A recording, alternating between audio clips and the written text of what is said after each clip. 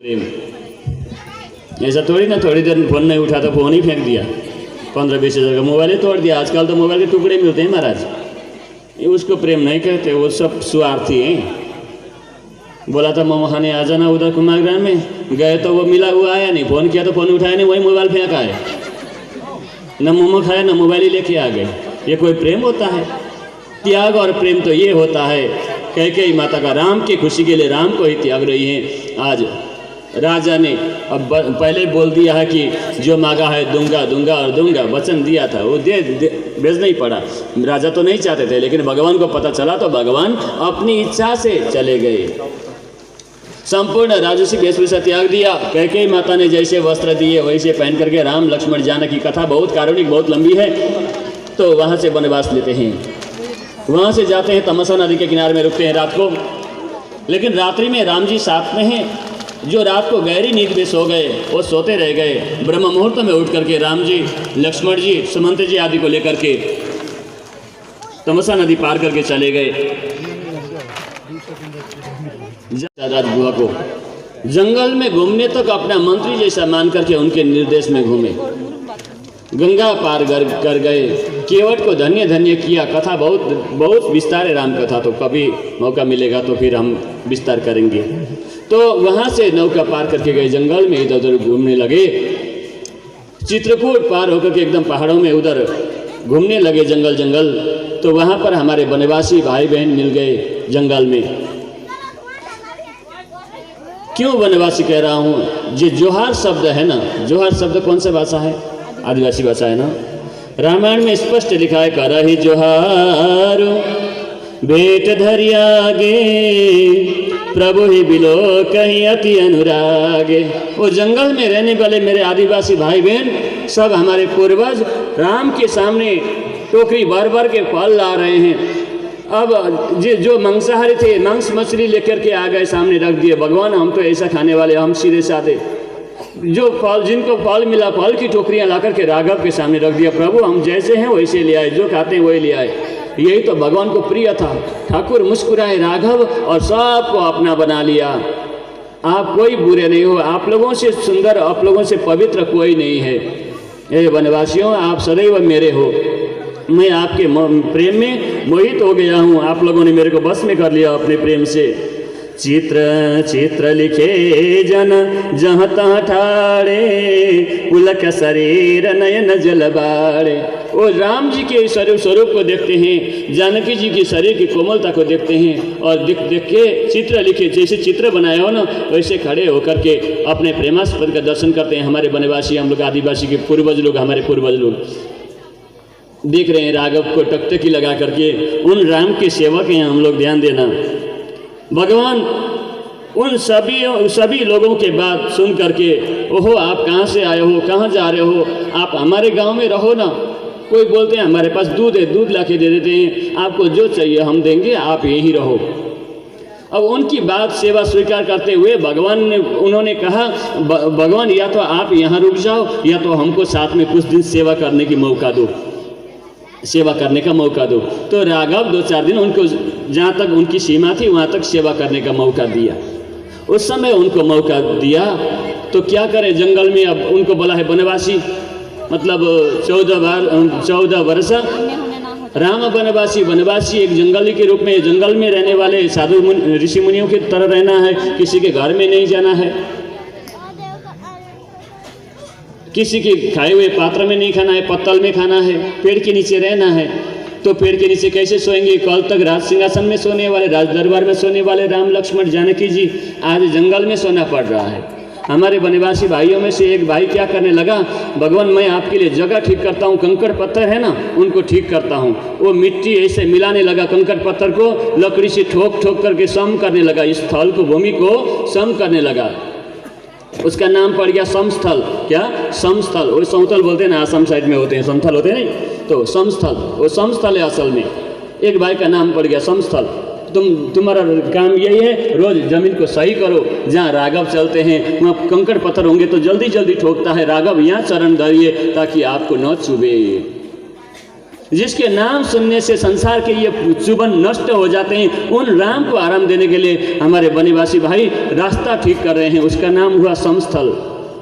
समतल बोलते हैं जो आसाम में होते हैं। ध्यान देना, आज की कथा आदिवासी भाइयों के नाम कर देता हूँ। रात्रि शाम हो गया, भगवान विश्राम करिए। एक ने जगह बना लिया, एक ने पत्तल आदि ला करके बिछा दिया।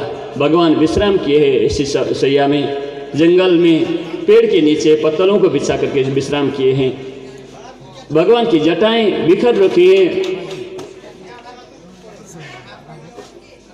एक भाई आकर के जटाओं को संवारने लगा, सिर दबाने लगा। हे प्रभु, इतने कोमल शरीर वाले हो आप, अयोध्या के राजा हो, राजकुमार हो, कल तक राजकुमार राज्य मतलब राज दरबार के छांव में रहने वाले, तट के गांव में आप दौड़ रहे हैं, कितना सिर दर्द हो रहा होगा, मैं मालिश कर देता हूँ, सिर दबा देता हूँ। सिर को क्या बोलते हैं? मुड़ी बोलते हैं ना। मुड़ी दबाने लगा एक भाई, तो उसका नाम ही मुंडा पड़ गया। जब तक सेवा कराए मुंडा, तो मुड़ी संभाल सेवा कर, तो वो मुंडा बन गया। आदिवासी मुंडा होते कि नहीं? तो मुंडा मुड़ी सेवा करता, सिर सेवा करता था। दूसरा भाई बोला, तुमने सिर ले लिया, मैं सेवा क्या करूं? एक संपूर्ण शरीर को मींचने लगा, शरीर मींचने का काम करने लगा, और जोर से मींच बोलने लगे सब लोग, तो वो मींच बन गया और जोर से दबा, और उन्हें भाई ने ले लिया। ओहो, मेन मुख्य सेवा तो मेरे को छोड़ दिया। एक भाई चरण दबाने लगा, गोड़ दबाने लगा। चरण को क्या बोलते? गोड़ बोलते ना, तो गोड़ दबाने लगा, मैं सेवा करूंगा, चरण की सेवा मुझे मिल गई, मैं तो बहुत भाग्यशाली, खुश हो गया बहुत। तो वही गौड़ कहलाया। गौड़ ब्राह्मण मतलब ब्राह्मण गति में मतलब श्रेणी में माने जाते हैं आदिवासियों में, है कि नहीं? तो गौड़ सेवा करने लगा तो गौड़ कहलाया। वो जितनी छोटी की सेवा की जाए उतना बड़ी उपाधि दी भगवान ने। चरण की सेवा की तो उच्च श्रेणी दे दी, गौड़। और महाराज, एक भाई कहता है, कल सुबह तो भोजन चाहिए ना भगवान को, सब तो सेवा तुमने ले लिया, मैं लकड़ी लाने का काम मैं करूंगा। मैं जंगल से लकड़ी तो चाहिए ना भगवान के लिए, कंदमूल पकाने के लिए, तो उसके लिए लकड़ी मैं लाया करूंगा। कोई एक भी लकड़ी नहीं लाओगे, नहीं तो मैं नाराज हो जाऊंगा। बोला सेवा करने को नहीं मिलेगा बोल। और उन्होंने कहा ठीक है भाई, तू सेवा करे लकड़ी का। रोज लकड़ी, उसकी लाई हुई लकड़ी में ही भगवान के लिए प्रसाद बनता था, इसलिए वो कहलाया लकड़ा। अभी भी कल भी भाई, एक भाई ने लकड़ा ने दिया था, उत्तर दिया था शायद, लकड़ा कहलाए। राम के द्वारा उच्चारे हुए नाम है, कोई सामान्य नहीं हुआ आप। रात को एक भाई ने सोचा, सब ने तो काम कर लिया, सेवा ले ली, मैं क्या सेवा करूं? भगवान सोते हैं, अयोध्या की याद आती है, माँ कौशल्या की याद आती है। आया तो हूँ अपने कार्य के लिए अपनी मर्जी से, लेकिन माँ का क्या हाल होगा, कितनी रो रही होंगी। उदास भगवान को देख करके विविध प्रकार के चुटकुले सुनाने लगा, कुछ कहानियाँ सुनाने लगा, कुछ हंसी के चुटकुले सुनाने लगा। तो भगवान आंखों में अश्रु है अयोध्या के याद में, फिर भी हंसने लग जाते हैं। उसके भगवान के मन को मोह लेता है, उसकी बातें मोह लेती हैं। इसलिए भगवान कहते हैं, वाह भाई, तेरी बातों ने तो मेरे मन को मोह लिया, तेरी बातों ने मेरे मन को मोह लिया, मैं दुख दर्द भूल गया। वही मोहाली कहलाया। आदिवासियों में मोहाली भी होते हैं, वही भाई मोहाली कह, अभी भी मोहाली परंपरा है। नींद नहीं आती, इधर से उधर करवट लेते हैं राघव। भगवान नींद नहीं आती, क्या हुआ? बोले क्या बताऊं, मेरी माँ कौशल्या इतना प्रेम करती थी ना, सोने से पहले कुछ न कुछ गुनगुना के सुनाती थी मुझे, तो वो जब तक वो आवाज़ न सुनूं मुझे नींद नहीं आ रही है। तो एक भाई बोला, भगवान ज़्यादा बड़ा गवैया तो नहीं हो, थोड़ा बहुत मैं भी गुनगुनाने जानता हूँ, गुनगुनाइए। राघव ने कहा, गुनगुनाओ, कैसे गुनगुनाते हो? वो गुनगुना के अपनी भाषा में, सादरी भाषा में ही गा गा के उनको भगवान को लोहरी सुनाने लगा। वही लोहरा बन गया। लोहर बोलते हैं, लोहर नहीं लोहरा, लोहरी सुनाने वाला लोहरा, लोहरी सुनाने वाला। भगवान को भी जो आनंद सीकरते त्रैलोक सुपासी, जो आनंद सिंधु सुख राशि सीकरते त्रैलोक सुपासी, जिसके स्मरण से तीनों लोग सुखी होता है, वो परमात्मा को सुख प्रदान कर रहा है हमारा आदिवासी भाई। लोहरा, लोहरी सुना करके। और एक भाई ने देखा, सबने तो सेवा ले लिया, अब मैं क्या सेवा करूं? वो खड़ा रहने लगा, एक खंबे का आड़ लेकर के। भगवान विश्राम किए हुए हैं। कभी तो राघव को प्यास लगेगी, रात को नींद तो खुलेगी, कभी प्यास लगेगी तो पानी मैं ही पिलाऊंगा, मैं जल पिलाने का पुण्य पिला करके पुण्य कमाऊंगा, मैं जल सेवा करूंगा। कब भगवान की नींद खुलेगी? अगर मैं बैठूंगा तो मैं भी सो जाऊंगा, नींद आएगी, अगर खड़े रहूंगा तो सोने लगूंगा तो गिर जाऊंगा ना, फिर संभल जाऊंगा बोल के पेड़ की आड़ लग के खड़ा रहने लगा। रात भर खड़े रहता। जब भी भगवान को प्यास लगती, जैसे नैन खोलते, भगवान जल तुरंत पहुंचा देता वहीं पर। तो खड़ा रहने के कारण वही बन गया, उसका नाम ही पड़ गया वो खड़िया, खड़ा। मैं सोऊंगा तो राघव को प्यास लगेगी, दूसरा आके जल पिलाएगा तो मैं वंचित रह जाऊंगा सेवा से, इसीलिए मैं खड़ा रहूंगा रात दिन। भगवान कभी तो प्यास लगेगी, जल मांगेंगे, मैं जल पिलाऊंगा। तो खड़िया कहलाया। एक भाई को कुछ नहीं मिला, जाके दूर में जाके बैठ गया, उधर मुंह करके बैठ गया।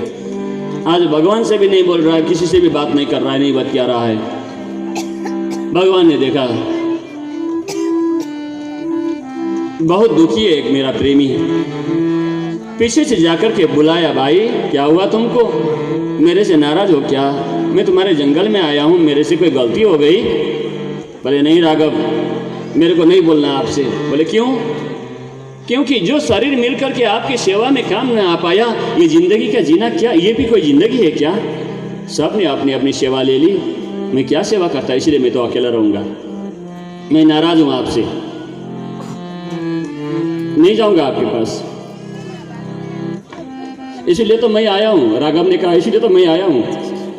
फिर एक का बोला, ऐसा जानता था मैं पहले ही अकेला रहने लग जाता, शायद आप पहले ही मिल जाते होंगे, इतना प्रेम से अभी मिल रहे हो।